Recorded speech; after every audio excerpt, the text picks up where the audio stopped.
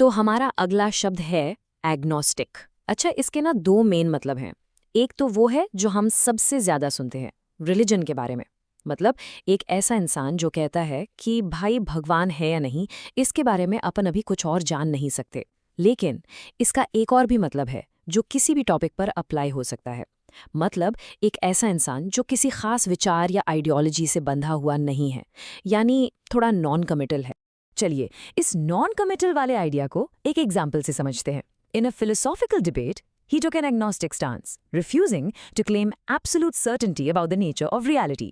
यानी एक फिलोसॉफिकल बहस में उसने एक एग्नोस्टिक पोजीशन ली। उसने कहा कि रियलिटी असल में क्या है, इसके बारे में मैं अभी 100% और कुछ नहीं कह सकता। तो देखा आपने, यहाँ एग्नोस्टिक होने का मतलब सिर्फ रिलीजन तक सीमित नहीं है, बल्कि किसी भी बड़े और जटिल विषय पर ओपन माइंडेड होना। अच्छा, ये जो न्यूट्रल रहने का आइडिया है ना, ये एक और फील्ड में तो बहुत ही इंपॉर्टेंट है। जरा इस सेंटेंस को देखिए। A good journalist must remain politically agnostic to report the news without बायस।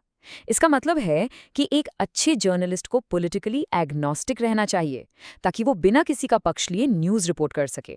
तो यहाँ पर एग्नोस्टिक का सीधा सा मतलब हो गया न्यूट्रल रहना, अनबायस्ड होना।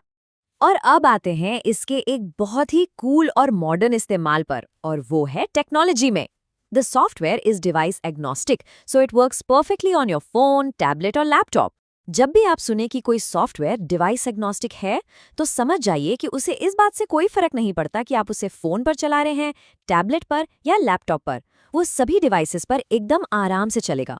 कितना बढ़िया है ना? ये कोड इस शब्द की आत्मा को बिल्कुल अच्छे से समझाता है। The agnostic's position is not one of denial, but of inquiry. It is not I don't believe, but rather I don't know. इसका मतलब है कि एग्नोस्टिक होना किसी चीज को ना मानना नहीं है, बल्कि उसके बारे में और जानने की कोशिश करना है। वो मैं नहीं मानता नहीं कहता, वो कहता है मैं अभी नहीं जानता, और इसी नहीं जानता में ही तो सारी खोज छुपी है। तो एग्नोस्टिक के सिनोनिम्स यानी इससे मिलते जुलते शब्द क्या हो सकते हैं? सोचिए। बिल्कुल, स्केप्टिक, डाउटर और क्वेश्चनर। ये सभी शब्द उस इंसान के लिए हैं जो बातों को आसानी से नहीं मान लेता, जो संदेह करता है, सवाल पूछता है। तो इन सब का सेंट्रल आइडिया है डाउट और इंक्वायरी।